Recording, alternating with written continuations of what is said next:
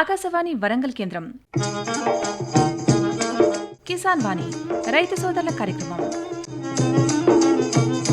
ఈ కార్యక్రమాన్ని మీకు సమర్పిస్తున్న వారు కేంద్ర వ్యవసాయ మరియు రైతు సంక్షేమ మంత్రిత్వ శాఖ, భారత ప్రభుత్వం. ఈనాటి కిసాన్ వాణి రైతు సోదరుల కార్యక్రమంలో తొలకరి ముందు రైతులు తీసుకోవాల్సిన జాగ్రత్తలు ఈ అంశం గురించి వరంగల్ ప్రాంతీయ వ్యవసాయ పరిశోధన స్థానం శాస్త్రవేత్త డాక్టర్ వై ప్రశాంత్ గారితో పరిచయ కార్యక్రమం ప్రసారమవుతుంది. అనంతరం వేసవికాలం దుక్కులలో జాగ్రత్తలు ఈ అంశం గురించి ఆత్మకూర్ మండలం నీరుకుల్ల గ్రామ రైతు తాటికొండ శోభన్ బాబు గారితో పరిచయ కార్యక్రమం వింటారు. శ్రోతలు ఇప్పుడు కొన్ని ప్రకటనలు వింటారు. సర్వోత్తమ రైతు పురస్కారం లభించింది హరికి. హరి, మీ విజయ రహస్యం ఏమిటో చెప్పండి. రైతు మిత్రులారా, మీరు కూడా మీ పొలాల్లో అధిక పంటను పండించగలరు. అదెలా? ఎప్పుడు ఏ సమస్య వచ్చినా వెంటనే కలపండి ఈ నెంబరు 1800 ఇది ఎవరి నంబర్ బాబు? కిసాన్ కాల్ సెంటర్ది. అక్కడ విశేషజ్ఞులు మీ పొలం సమస్యలకు వెంటనే పరిష్కారం చెప్తారు. అదేంటయ్యా, విశేషజ్ఞులు అన్ని సమయాల్లోనూ దొరుకుతారా? తప్పకుండా దొరుకుతారు. ఏడాదిలో 365 రోజులును, అది కూడా ఉదయం 6 గంటల నుంచి రాత్రి 10 గంటల దాకా. మరైతే ఎక్కువసేపు మాట్లాడితే డబ్బు చాలా అవుతుందిగా. ఖర్చు లేనే లేదు. మొబైల్ పై గానీ ఇతర ఫోన్ తో కానీ కిసాన్ కాల్ సెంటర్ కి ఉచితంగా కాల్ చేయవచ్చు. సలహాకి కూడా ఖర్చు ఉండదు. నిజంగా? 16 అనాల నిజం. రైతు సోదరులారా, పంట సమస్యల గురించి మీ భాషలో వెంటనే సమాధానం కోసం పూర్తి భారతదేశంలో ఏ ఫోన్ నుంచైనా జాతీయ హెల్ప్ లైన్ నంబర్ 1800-11800-1551తో ఉచితంగా సంప్రదించండి. రైతు మిత్రుడు కిసాన్ కాల్ సెంటర్. ఇప్పుడు వినండి, తొలకరి ముందు రైతులు తీసుకోవాల్సిన జాగ్రత్తలు ఈ అంశం గురించి వరంగల్ ప్రాంతీయ వ్యవసాయ పరిశోధన స్థానం శాస్త్రవేత్త డాక్టర్ వై ప్రశాంత్ గారితో పరిచయ కార్యక్రమం. పరిచయకర్త అర్షం సదానందం గారు. వరంగల్ RARS శాస్త్రవేత్త డాక్టర్ వై ప్రశాంత్ గారు మన ఆకాశవాణి స్టూడియోలో ఉన్నారు. వారి యొక్క విలువైన సలహాలు, సూచనలు రానున్న వర్షాకాలంలో రైతులు తీసుకోవాల్సిన జాగ్రత్తల మీద మంచి సలహాలు, సూచనలు అందిస్తారు. నమస్కారం అండి ప్రశాంత్ గారు. నమస్కారం అండి. ప్రశాంత్ గారు, ప్రస్తుతం ఈ పత్తి పంట వేసుకునే ముందు రైతులు పాటించవలసిన సూచనలు చెప్పండి. మరి ముఖ్యంగా మనకి వివిధ రకాలైన మన తెలంగాణ రాష్ట్రంలో చాలా రకాలైన పంటలు పండుతూ ఉన్నాయి. దానిలో ముఖ్యంగా చూసుకున్నట్లయితే ఖరీఫ్లో వానాకాలంలో ప్రధాన పంటలుగా చెప్పుకోదగినవి వరి, పత్తి, మొక్కజొన్న, సోయా చిక్కుడు 4 పంటలు ఎక్కువ మొత్తంలో విస్తీర్ణంలో సాగు చేయబడతా ఉన్నాయి. దాదాపు మన తెలంగాణ రాష్ట్రంలో ప్రతి పంట దాదాపు ఒక 50 లక్షల ఎకరాల వరకు సాగు చేయడం చూసినాము గత కొన్ని సంవత్సరాల్లో. చూసుకున్నట్లయితే ముఖ్యంగా ఈ తెలంగాణ రాష్ట్రము 3వ అతిపెద్ద రాష్ట్రంగా పత్తి పండించే రాష్ట్రంగా చెప్పుకోవచ్చు. మనకు వివిధ రకాల పంటల్లో మనం ఏం చేయాలి, ఏ విధంగా చేయాలి అన్నదాన్ని కనుక చూసుకున్నట్లయితే ప్రతి పంటలో ముఖ్యంగా వివిధ రకాలైన హైబ్రిడ్లు మనకి మార్కెట్లో లభ్యమవుతూ ఉన్నాయి.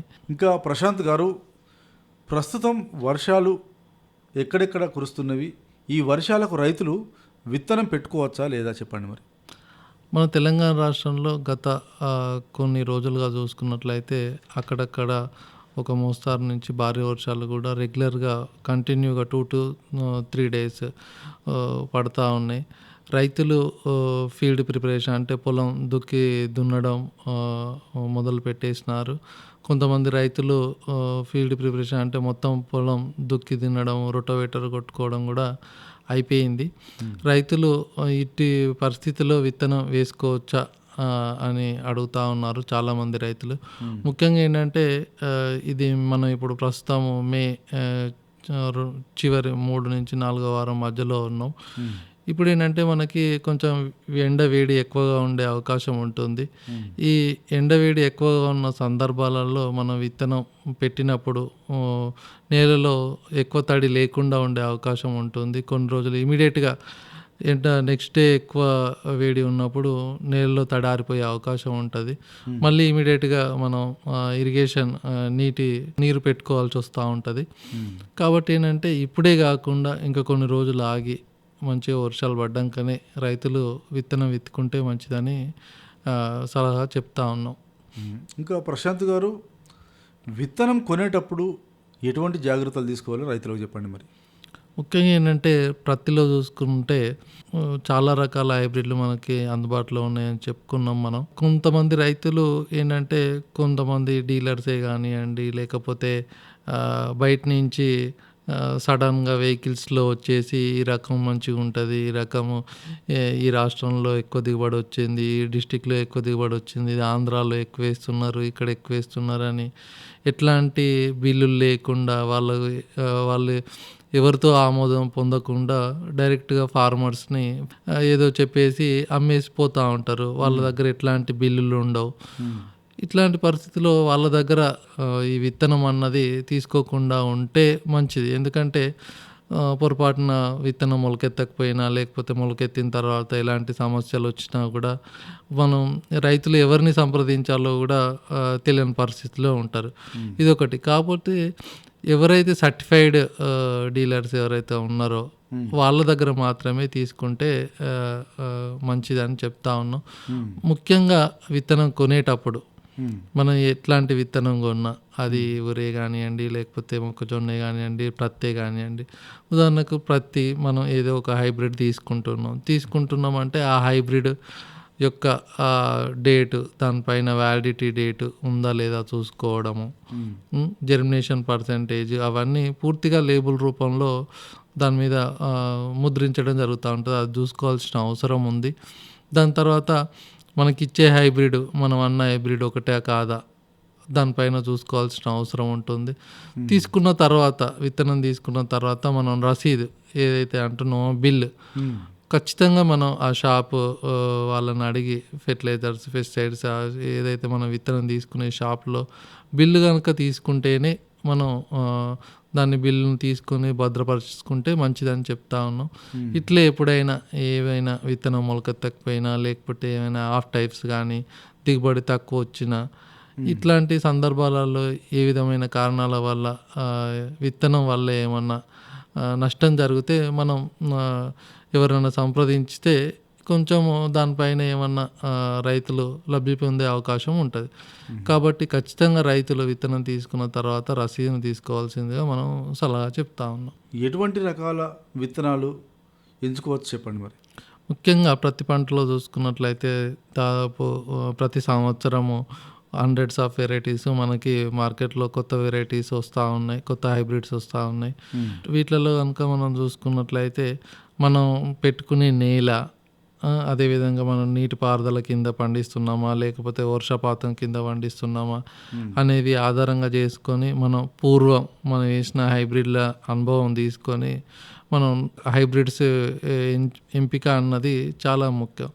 ఉదాహరణకి మనది నల్లరేగడి నేల అనుకోండి. నల్లరేగడి నేలలో కొంచెం నీటిపారుదల కింద మనం పండిస్తున్నాము అనుకోండి. మనకి ఎట్లాంటి హైబ్రిడ్స్ అవసరం అంటే కొంచెం బాగా పెరిగే హైబ్రిడ్స్ అవసరం. అట్లా కాకుండా మనది నేల కొంచెం సారవంతం కాదు, చౌక నేల అనుకోండి, నీటి ఎద్దడి కింద అంటే వర్షాభావం కింద మనం పండిస్తూ ఉన్నాం అనుకోండి. మనకేంటంటే కొంచెం తక్కువ పెరుగుదల ఉండే హైబ్రిడ్స్ అవసరమవుతూ ఉంటాయి.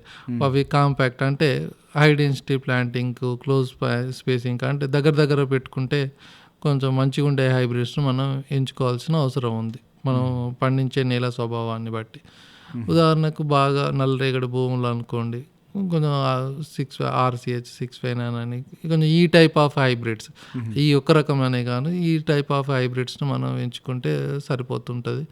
ఇంకా నల్లరేగడి కాకుండా కొంచెం తక్కువ స్వభావం కలిగిన అంటే తక్కువ సారం కలిగిన నేలల్లో అయితే కొంచెం హైట్ తక్కువగా ఉండి, కొమ్మలు ఎక్కువ రాకుంటుండి, కాయ సైజు బాగా పెద్దగా కాకుండా కొంచెం మీడియం సైజు ఉండే రకాలను మనం ఎంచుకుంటే మంచిగా ఉంటుంది.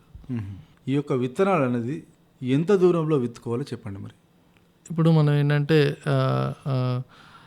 సాధారణంగా ఈ ఎక్కువ పెరిగే హైబ్రిడ్స్ని మనం ఎంచుకున్నప్పుడు, అంటే మన నేల బాగా సారవంతమైంది, లభ్యత ఉంది అనుకున్నప్పుడు మనం కొంచెం దూరంగా అంటే దాదాపు 3-4 ఫీట్లు వరుసకి మధ్య ఉండేటట్టు, అదేవిధంగా మొక్కకి మధ్య 3-4 ఫీట్లు లేకపోతే 2-3 ఫీట్లు ఉండే విధంగా మనం విత్తుకున్నట్లయితే మనకి కొంచెం మొక్క పెరుగుదల అనేది బాగా ఉంటుంది. మనం నీటి లభ్యత కింద పెంచుతున్నాం లేకపోతే డ్రిప్ ఇరిగేషన్ కింద పెంచుతున్నాం అనుకున్నప్పుడు దూరంగా ఇప్పుడు నేను చెప్పినట్లు 4x1 అని అంటుంటారు, 4x2 అని అంటుంటారు, అట్లే విధంగా డబ్బు పత్తి అని కూడా అంటుంటారు, 3x3 అంటే 3 ఫీట్లు వరుసకి 3 ఫీట్లు మొక్కకి ఈ విధంగా ఉండేటట్టు రైతులు విత్తుకుంటే మంచిది.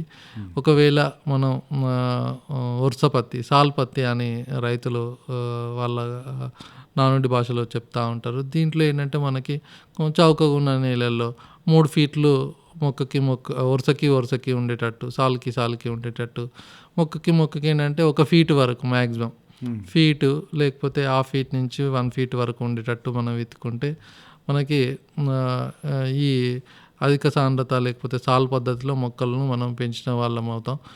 ఈ దూరంగా పెట్టుకున్నట్లయితే మనకి అంటే దూరం 3x3 డబ్బా పత్తి కానివ్వండి, లేకపోతే కొంచెం విడంగా పెట్టుకుంటే మనకి 2 ప్యాకెట్స్ వరకు ఇప్పుడున్న సీడ్ అవసరం సరిపోతుంది. అదేవిధంగా కొంచెం దగ్గర హై డెన్సిటీ ప్లాంటింగ్లో మనం పెట్టుకున్నట్లయితే మనకి 4-5 ప్యాకెట్స్ వరకు కూడా సీడ్ అన్నది అవసరం అవుతూ ఉంటుంది. ఇంకోటి ఏంటంటే రైతులు విత్తనం ఎంచుకునేటప్పుడు ఒకటే రకం విత్తనం, ఫర్ ఎగ్జాంపుల్ లాస్ట్ ఇయర్ అంతకుముందు ఇయర్ సంకేత్ అని లేకపోతే ఇంకోటి అని US 7067 అని 659 అని 929 అని స్విఫ్ట్ అని రైతులు చాలా రకాల హైబ్రిడ్స్ను వాళ్ళు చూస్తూ ఉన్నారు. ఏదో ఒక రకమే అంటే బాగా వచ్చింది ఈ హైబ్రిడ్ అన్న ఉద్దేశంతో ఆ ఒక రకం హైబ్రిడ్నే ఎంచుకోకుండా వివిధ రకాలకు సంబంధించిన మంచి హైబ్రిడ్స్ను, వివిధ రకాల కంపెనీలకు సంబంధించిన మంచి హైబ్రిడ్స్ను మనం ఒక 4-5 మనం ఎంచుకొని అవి మనం పెట్టుకుంటే మనకి ఏంటంటే ఫర్ ఎగ్జాంపుల్ అన్ని రకాల హైబ్రిడ్లు అన్ని వాతావరణ పరిస్థితులకు తగ్గట్టు ఉండవు. కొన్ని వాతావరణ పరిస్థితులు ఈ ఇయర్ వచ్చిన వాతావరణ పరిస్థితులు లాస్ట్ ఇయర్ లేకపోవచ్చు, లాస్ట్ ఇయర్ వచ్చిన వాతావరణ పరిస్థితులు అంతకుముందు ఉండకపోవచ్చు. ఇట్లాంటి పరిస్థితుల్లో మనం ఏంటంటే ఒకే రకం హైబ్రిడ్ పైన డిపెండ్ కాకుండా 3-4 రకాలైన హైబ్రిడ్స్ మనం పెట్టుకుంటే మంచిది. అవి కూడా రైతులు 3-4 హైబ్రిడ్స్ అంటున్నాం కదా అని చెప్పి అన్ని సీడ్లు కలిపేసి అట్లా పెట్టుకుంటూ పోతే కాకుండా కొంత ఏరియా వరకు, ఫర్ ఎగ్జాంపుల్ మనకు ఒక 5 ఎకరాలు ఉందనుకోండి, ఒక ఎకరం ఒక హైబ్రిడ్, ఇంకో ఎకరం ఇంకో హైబ్రిడ్, ఇంకో ఎకరం అట్లా 5 టైప్ ఆఫ్ హైబ్రిడ్స్ పెట్టుకుంటే కొంచెం రైతులు నష్టపోకుండా ఉండే అవకాశం ఉంటుంది. విత్తుకునేటప్పుడు ఎటువంటి జాగ్రత్తలు తీసుకోవాలో చెప్పండి. మరి మనకి విత్తనం విత్తేటప్పుడు ఇప్పుడు మనం అన్నట్టు డిఫరెంట్ టైప్స్ ఆఫ్ హైబ్రిడ్స్ మనం ఎంచుకుంటే మంచిది ముఖ్యంగా. అలాగే కాకుండా ఇంకొకటి రైతులు ఏంటంటే ఎక్కువ అక్కడక్కడ 2 సీడ్స్ అంటే ఒకటే ప్లేస్లో 2 విత్తనాలు పెడతా ఉంటారు. ఒక విత్తనం పోతే ఇంకో విత్తనం ఉంటుంది అన్న దృక్పథంతో పెడతా ఉంటారు. ఒకవేళ ఒకటే ప్లేస్లో 2 విత్తనాలు 2 మొక్కలు వచ్చినా కూడా నష్టమేం లేదు అని అనుకుంటా ఉంటారు. దీనివల్ల ఏంటంటే మనకి విత్తనం ఖర్చు ఒకటి పెరిగిపోయే అవకాశం ఉంటుంది. తర్వాత ఇంకోటి ఏంటంటే 2 మొక్కలు వచ్చినప్పుడు కొంచెం వాటి యొక్క కాయ సైజు కానివ్వండి, లేకపోతే మొక్కలు జిబుగా కావడం కానివ్వండి, అంటే దాన్ని ఒకటి దగ్గర 2 ఉండడం వల్ల ఏమవుతుందంటే సాంద్రత అనేది పెరిగిపోతూ ఉంటుంది. పెరిగిపోయి మన పంటల యొక్క వాతావరణ పరిస్థితి మారిపోయి చీడపీడలు పెరిగే అవకాశం ఉంటుంది. ఇదొకటి. తర్వాత విత్తనం విత్తుకునేటప్పుడు ఏంటంటే మనం ఈసారి విత్తనం పెడతాం, మనకు ఫర్ ఎగ్జాంపుల్ నాకు ఒక 1 ఎకర్ ఉందనుకోండి, నేను ఏదో ఒక రకమైన హైబ్రిడ్ని తీసుకొని వచ్చి విత్తుకున్నా, ఒక ప్యాకెట్ తెచ్చి విత్తుకున్నా. తర్వాత వర్షాభావ పరిస్థితులు ఏర్పడి లేకపోతే నీటి ఎద్దడి పరిస్థితులు, మనకు నీళ్ళు ఏదో రకంగా మనకి జర్మినేషన్ తక్కువ ఉంది అనుకోండి, తర్వాత ఫార్మర్ షాప్కి వెళ్ళి ఆ రకమైన హైబ్రిడ్ ఉండక రైతులు ఏం చేస్తూ ఉంటారు అంటే మరి వేరే రకమైన హైబ్రిడ్ తెచ్చి పెట్టుకోవడం జరుగుతూ ఉంటుంది. దీనివల్ల ఏంటంటే కల్తీలు అంటే మనకు ఏది ఏమవుతుంది అంటే ఏ మొక్క ఏదైనా మంచి చెడు ఏమైనా జరిగితే ఇబ్బంది అయ్యే అవకాశం ఉంటుంది. కాబట్టి ఒకటే రకానికి సంబంధించిన హైబ్రిడ్లు పెట్టుకుంటే మంచిది. ఏది పోగుంటల్లో కూడా పోగుంటలు అని చెప్పి వేరే రకమైన హైబ్రిడ్ తెచ్చి పెట్టుకోకుండా మనం తీసుకునేటప్పుడే మనకు కొంత మొత్తంలో అంటే ఒక 2 ప్యాకెట్స్ తెచ్చుకున్నాం అనుకోండి, మనకి 1 ఎకర్కి అది దూరంగా పెట్టుకుంటే పోగుంటలకు కూడా వచ్చే అవకాశం ఉంటుంది. ఈ పోగుంటల్లో కూడా మనం ఏదైతే పెట్టుకున్నామో హైబ్రిడ్, అదే హైబ్రిడ్ పెట్టుకుంటే మంచిదని చెప్తా ఉన్నా. ఎందుకంటే ఏమన్నా పరిస్థితులు హైబ్రిడ్ సరిగా లేకుండా మనం ఏమన్నా వెరిఫికేషన్కి వెళ్ళినా కూడా ఒకటో రకంగా కనబడుతుంటుంది, ఇంకో మొక్క ఇంకో రకంగా కనబడుతూ ఉంటుంది, తెలియదు అన్నట్టు. ఏ రకం వల్ల నష్టపోయిండు రైతు అన్నది చెప్పలేకుండా ఉండే పరిస్థితి వస్తూ ఉంటుంది.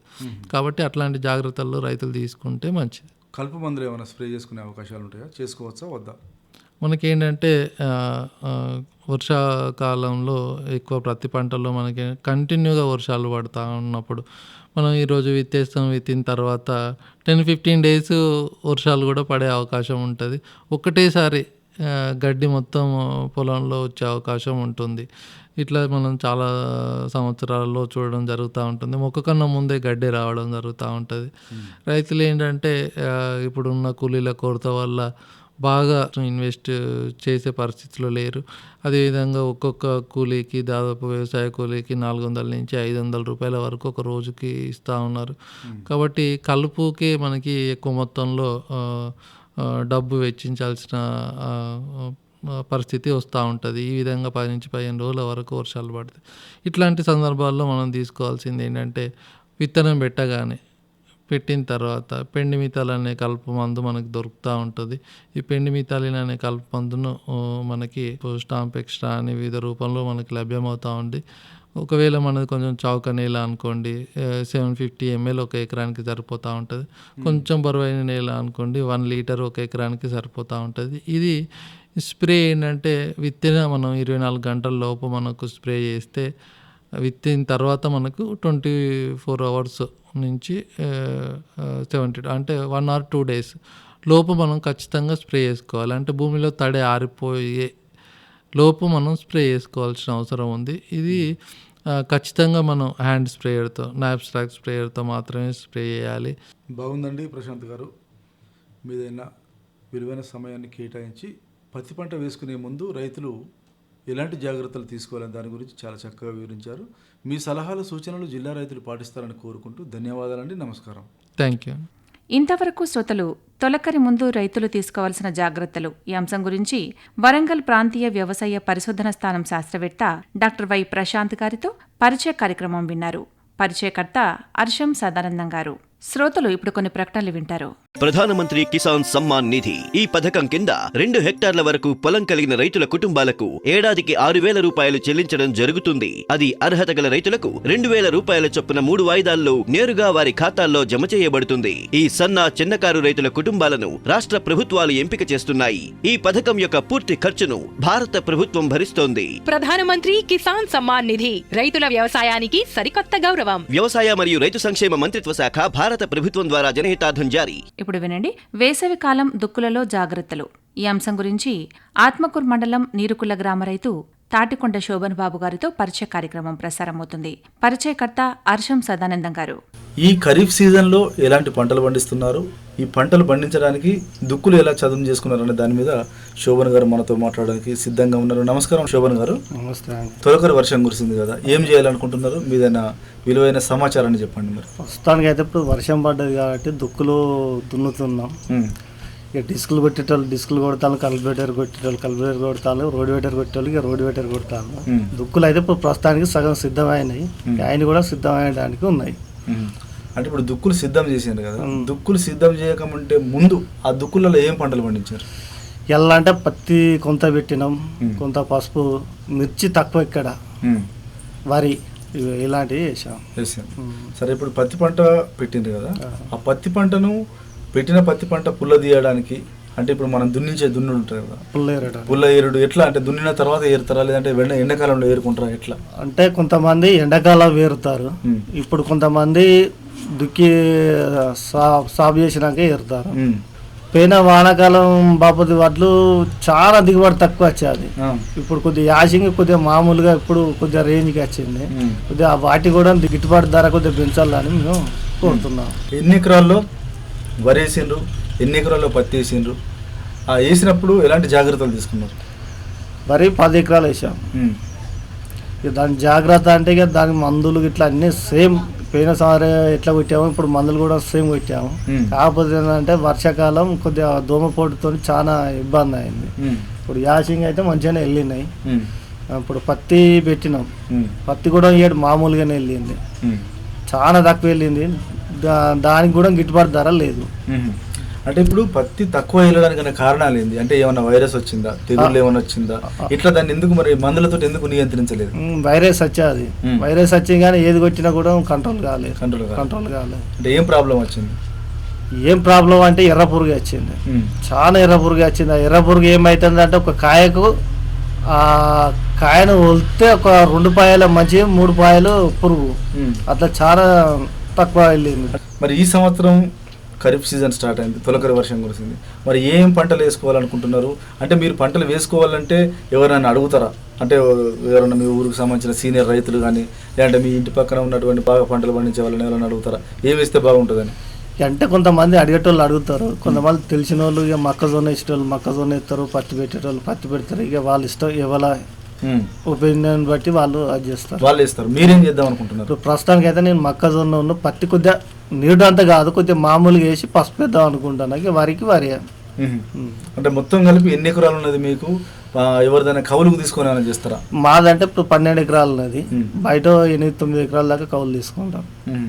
అంటే ఇప్పుడు ఉన్నటువంటి పరిస్థితిలో వర్షాలు పడక కానీ అత్యధికంగా వైరస్ రావడం వల్ల కౌలు రైతులు నష్టపోయారు, వ్యవసాయ భూమి ఉన్నటువంటి రైతులు కూడా నష్టపోయారు. మరి కౌలు చెల్లించేటువంటి పరిస్థితి ఉన్నదాన్ని అంటే కౌలుకు పట్టినప్పుడు? ఇక కౌలుకు పట్టే పరిస్థితి అంటే కౌలుకు పట్టినాం, అసౌంతో మనకు మాట రావద్దా అంటే అది పండినా పండకుండా మనం ఇవ్వాలి, కంపల్సరీ ఇవ్వాల్సింది. కౌలు అంటే పోయినసారి 10,000 దాకా ఉండే, అంటే మామూలు దానికి 10,000 ఉండే, నీళ్ళు ఉన్న దానికి 15,000 ఉండే. ఏడు వచ్చేసి ఏంటంటే 2,000 తగ్గినాయి. సరే, ఇప్పుడు కౌలుకు మనం ఒక సంవత్సరానికి 15,000 రూపాయలు నీళ్లు ఉన్న కడగడ తీసుకుంటాం. ఏదైనా పంట వేస్తే మరి ఇప్పుడు మనం వేసినటువంటి గిట్టుబాటు మన పంటకు సంబంధించిన డబ్బులు, కౌలు రైతుకు సంబంధించిన డబ్బులు ఇవన్నీ వస్తాయా? మరి పంట మీద తీయచ్చునంటే అది పంట పండితే వస్తుంది మనకు, పంట పండింది రాదు. ఈ సంవత్సరం కాకపోతే ఇంకో సంవత్సరం అన్నా దాన్ని చేసుకోవాలని పడతాం మనం. సరే, ఇప్పుడు ఖరీఫ్ సీజన్ స్టార్ట్ అయింది కదా, ఈ ఖరీఫ్ సీజన్లో వరి పంట పండించాలంటే ముందు పొలాన్ని మనం ఎట్లా చదును చేసుకోవాలి, ఎట్లా దుక్కులు దున్నుకుంటే బాగుంటుంది? ఫస్ట్ మనం వట్టి దిక్కు దున్నాలి, వట్టి దిక్కు దుని మన సూపరా లేకపోతే జీలుగులా లేకపోతే పెసల్లా ఏదన్నా ఒకటి చల్లుకోవాలి. అది చల్లుకున్నాక మనం బురద కొట్టుకొని మనం నారు పోసుకొని నారేదిగినట్టు బురద కొట్టుకొని నాటేసుకోవాలి. అంటే పచ్చి రొట్టె వేసుకోవాలి, పచ్చి రొట్టె చేసుకుంటే సరిపోతుంది కన్ఫర్మ్ అది. అంటే పచ్చి రొట్టె వేస్తే దానికి భూమికి ఎట్లా ఉంటుంది? మరి పచ్చి రొట్టె అంటే ఇప్పుడు మన ఈ మందుల కన్నా పచ్చి రొట్టె మనకు బలం ఉంటుంది. అది వేయడం వల్ల దేనికి బెనిఫిట్ ఏంది? బెనిఫిట్ అంటే మనకు భూమి కూడా కొద్దిగా అదవుతుంది, మనకు కూడా కొద్దిగా లాభదాయాలు వస్తాయి అన్నట్టు. సరే, ఫస్ట్ మీరు పచ్చి రొట్టె వేసిన తర్వాత దాన్ని 20 దున్నుకుంటారు. దున్నిన తర్వాత ఏం చేస్తారు? మళ్ళీ సూపర్ కలుతాం, సూపర్ చల్లి ఇక దున్ని ఒక 2 రోజులు 3 రోజులు మురగా పెడతాం. మురగా పెట్టిందంటే మళ్ళీ దున్నుకుంటా నాటేసుకుంటూ వస్తాం. సరే, నాటేయాలంటే ముందు మనకు నారు కావాలి కదా, నారు ఎట్లా పోసుకుంటారు? అంటే నారు పోసేటప్పుడు కొంతమంది ఏం చేస్తారంటే, కానీ ఇప్పుడు మండే కట్టి కూడా కొంతమంది చేసుకుంటున్నారు రెడీమేడ్ పద్ధతిలో, మరి అట్లా కూడా చేస్తారా? అది యాసింగ్ వరకు పని చేస్తుంది, వానకాలం పని చేయాలి. వానకాలం ఎట్లా చేయాలి? వానకాలం ఫస్ట్ వట్టి దుక్కి దున్నుకోవాలి, కొద్దిగా దున్నుకున్న అంత సాఫ్ చేసినాక వర్షం పడ్డదంటే మనం దున్నుకొని అలా వస్తే అలుక్కోవాలి. అలుక్కున్నదంటే మొలక ఎత్తుంది. నారు ఇక నెల రోజులు 25 రోజులకే స్టార్ట్ చేయాలి మనం. 25 రోజులు అంటే నెల రోజులలో నాటేసుకుంటూ వస్తాం మనం. నారు పోయడానికి మనం వడ్లు అలుకుతాం కదా, వడ్లు అలికేటప్పుడు తెచ్చిన విత్తనాలలో అంటే ఏమైనా మందు గిట్లా కలుపుకోవాలి, పెస్టిసైడ్స్ ఏమైనా కలుపుకోవాలా రోగం రాకుండా, లేకపోతే డైరెక్ట్ కలుపుకోవచ్చు? అంటే ఒక 20 అన్న డిఏపి అన్న ఏదన్నా ఒక కొంత కలుపుకోవాలి. కలుపుకొని ఎన్ని రోజులకు మొలక కనబడుతుంది మనకు 8 రోజుల వరకు వెళ్తూనే ఉంటుంది. నారు ఎన్ని రోజుల వరకు నారు అయిన తర్వాత మనం నాటేసుకోవచ్చు? 25 రోజుల పైకి. 25 రోజుల పైకి. యాసింగ్ అయితే 25 లోపే వేసుకోవాలి. యాసింగ్ వానాకాలం అయితే 25 నుంచి పైకి, అంటే 30 రోజులు 35 రోజులలో కూడా వేసుకోవచ్చు. సరే, ఒక ఎకరాకు నారు మనం పీక్కొని నాటేసుకోవడానికి ఎంతమంది పడతారు మనకు ఒక ఎకరానికి వచ్చేసి 12 మంది కూలీలు. అంటే ఓన్లీ నాటేసే వారికి, అంటే పిడిసెలు వేసే వాళ్ళు వేరే, వాళ్ళకి ఒక్కలు పిడిసెలు వేసే వాళ్ళు వేరే, నార్మల్ వాళ్ళు వేరే అది. సరే, ఇప్పుడు మీరు వ్యవసాయం చేస్తున్నారు కదా, ఈ వ్యవసాయం చేసే క్రమంలో ఇప్పుడు నారు పోయాలన్నా లేదా నాటేయాలన్నా పత్తి పెట్టాలన్నా పసుపు పెట్టాలన్నా తప్పనిసరి మనుషులతో అవసరం ఉంటుంది. మరి ఇప్పుడు మీ ఇంట్లో మాత్రమే ఈ పని చేస్తున్నారా, ఇంకా వేరే వాళ్ళని ఎవరైనా చేయిస్తున్నారా? లేదు, కూలీలను పిలుస్తాం. మా ఇంట్లోతో ఏమి అవుతుంది కాదు కదా, బయట కూలీలను కూడా పిలుస్తాం. అంటే ఇప్పుడు దుక్కులు దున్నడానికి గతంలో మీ తాతలు తన్నుల వయసులో ఉన్నప్పుడు ఎడ్ల నాగళ్ళతో దున్నేది. అప్పుడు దుక్కులు లోతుగా పడేది, లోతు దుక్కులు పడేది, బాగా భూమి కూడా తీరమర్రయ్యేది. మరి ఇప్పుడు మీరు ఏ పద్ధతి చేస్తున్నారు? మీరు ఇప్పుడు అంటే అప్పటి పద్ధతితోనే ఎడ్లతోనే దున్నేది. ఇప్పుడు వచ్చేసి ఏంటంటే ఇక ట్రాక్టర్లు వచ్చాయి, ట్రాక్టర్లతోనే ఇక దున్నుడు అన్ని స్టార్ట్ అయినాయి. ఎప్పుడున్నంత చేసుడు కూలీలు ఇప్పుడు చేస్తలేరు, ఇప్పుడు అన్ని ట్రాక్టర్లే అవుతున్నాయి, ట్రాక్టర్లతోనే దున్నుతాను. ఖర్చు విషయంలో ఏది ఎక్కువ వస్తుంది? ఈ ఖర్చు విషయం అంటే ఇప్పుడు ట్రాక్టర్లదే వస్తుంది, కాకపోతే అంటే లేబర్ దొరుకుతలేరు, తొందరగా అయిపోతుంది. సరే, ఇప్పుడు గ్రామీణ ప్రాంతాల్లో 100 రోజుల పని చేయడం వల్ల లేబర్ దొరుకుతలేరు అనేది ఒకటి ప్రచారంలో ఉంది. మరి రైతు అనే వాళ్ళకు మీలాంటి పెద్ద రైతులు పనిచేసేటప్పుడు 100 రోజుల పనికి పోయే రైతులను వాళ్ళను మనసులో నుండి పంపించవచ్చు కదా? అది పంపిస్తే మాకు ఇంకా చాలా లాభం. దాని మీద మీ అభిప్రాయం ఏంటి? అభిప్రాయం ఏంటంటే ఇప్పుడు వేస్ట్ గా వేరే వేరే పనులు చేస్తుండ్రు, అదే రైతులకు ఏదో అన్నప్పుడు తీసుకొచ్చి ఆ పని చేపిస్తే మాకు చాలా లాభం అవుతుంది రైతులకు. అది అంటే మీకు చెరువు కింద నీళ్ళు ఉన్నాయా, లేదంటే బోర్ ద్వారా వస్తాయా, ఎట్లా? మాకు బావి ఉంది, బావి నుండి బావి నుంచి నీళ్ళు వస్తాయి. సరే, ఇంకోటి శోభన్ గారు, మీరు ఎన్ని సంవత్సరాలుగా ఈ వ్యవసాయం చేస్తున్నారు? వ్యవసాయం చేయడానికి గల కారణాలు ఏంటి? ఎవరి ద్వారా నేర్చుకున్నారు వ్యవసాయం? చిన్నప్పటి కాంచి ఇక నేను వ్యవసాయంలో మాకు చిన్నప్పటి కాంచి ఉన్నది. అటు చదువుకుంటా చేసుకుంటా వచ్చినాక 10th అయిపోయింది, మొత్తం పూర్తిగా వ్యవసాయంలో దిగినా. అంటే ఈ వ్యవసాయం అనేది ఎవరి ద్వారా నేర్చుకున్నారు? అంటే మీ నాన్న ఇట్లా, మీ నాన్నతోట, లేదంటే ఎట్లా? మా బాబుతోనే. అవి చిన్నప్పటి కాంచి వాళ్ళు చేసేది, వాళ్ళ ద్వారా నేను నేర్చుకొని ఇప్పుడు సదాగానే మేము చేసుకుంటున్నాం. సరే, మీరు వ్యవసాయం చేస్తున్నారు, మీరు 10వ తరగతి చదివిన తర్వాత వ్యవసాయం చేస్తున్నారు. మరి అదే విధంగా మీ పిల్లల్ని కూడా వ్యవసాయం చేస్తారా, లేదంటే వాళ్ళని చదివిస్తారా? మరి ఎట్లా? వాళ్ళ ప్రస్తుతానికి అయితే ఇప్పుడు చదివిస్తున్నాం.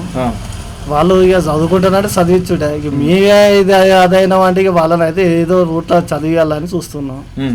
ఎంత ఖర్చు అవుతుంది ఒక ఎకరానికి? దిగుబడి ఎంత వస్తుంది? లాభం ఎంత వస్తుంది? అందాజ ఎకరానికి 10-15 వేలు అయితే 20,000 దాకా వస్తుంది. 20,000 ఖర్చు వస్తుంది. లాభం ఎంత? 40 వేలు వస్తుంది, 50 వేలు వస్తుంది? వస్తుంది 35-40 దాకా వస్తుంది. మంచిగా వెళ్తే 50,000. ఒక ఎకరానికి ఎన్ని బస్తాల వాళ్ళు తీయచ్చు? 50 బస్తాలు తీయచ్చు, 50-40. ప్రస్తుతానికి ఏంటంటే ఇప్పుడు ఊళ్ళలో 30-35 వెళ్తున్నాయి, మంచిగా పడితే 40-45 దాకా కూడా తీయచ్చు. అంటే భూమిని బట్టి బలాన్ని బట్టి. మన దగ్గర మన గ్రామంలో ఎలాంటి భూములు ఉంటాయి? అంటే ఎర్రచెక్క భూములా, లేదంటే సౌడు భూములా, ఎట్లాంటి భూములు మన దగ్గర? మన కాడ నల్లరేగడి భూములు ఉన్నాయి, సౌడు భూములు ఉన్నాయి, చౌకలు ఉన్నాయి. ఇప్పుడు మీరు పండించేటువంటి పంట ఏ భూములలో ఉన్నది? మాది నల్లరేగడి భూములలో. నల్లరేగడి భూములు. అంటే ఇప్పుడు ఈ నల్లరేగడి భూమికి నీళ్ళ విధానం అనేది తక్కువ తీసుకుంటుంది అనేది ఒక వినికిడి. అంటే నల్లరేగడి తక్కువ, చౌక ఎక్కువ నీళ్లు తీసుకుంటుంది అంట, నిజమేనది?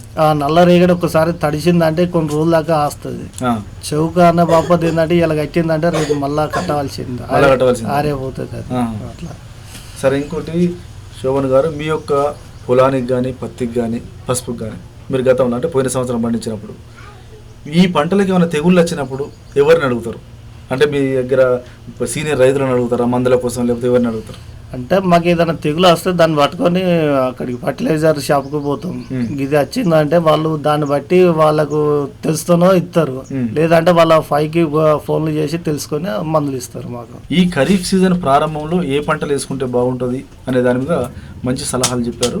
మీ యొక్క సలహాలు, సూచనలు జిల్లా రైతులు పాటించి మంచి పంటలు వేస్తారని కోరుకుంటూ ధన్యవాదాలండి. నమస్కారం. శ్రోతలు ఇంతవరకు వేసవికాలం దుక్కులలో జాగ్రత్తలు ఈ అంశం గురించి ఆత్మకూరు మండలం నీరుకుల్ల గ్రామ రైతు తాటికొండ శోభన్ బాబు గారితో పరిచయ కార్యక్రమం విన్నారు. పరిచయకర్త అర్షం సదానందం గారు. శ్రోతలు ముందుగా కొన్ని ప్రకటనలు వింటారు. కిసాన్ భాయియో గాట్ బాంధ్ లో, గాట్ బాంధ్ లో, बात बहुत है काम की, समृद्धि के पैगाम की। मिट्टी के मिजाज को समझो, मिट्टी के हर राज को समझो, मिट्टी की तुम जांच कराओ, मुफ्त सॉइल हेल्थ कार्ड ले जाओ। कभी मुनासिब बीज लगाओ, सही किस्म की खाद ले आओ, जितनी जरूरी उतनी डालो, सही मात्रा खुद पहचानो, इसको अपना मंत्र बना लो, मिट्टी की सेहत तो जानो।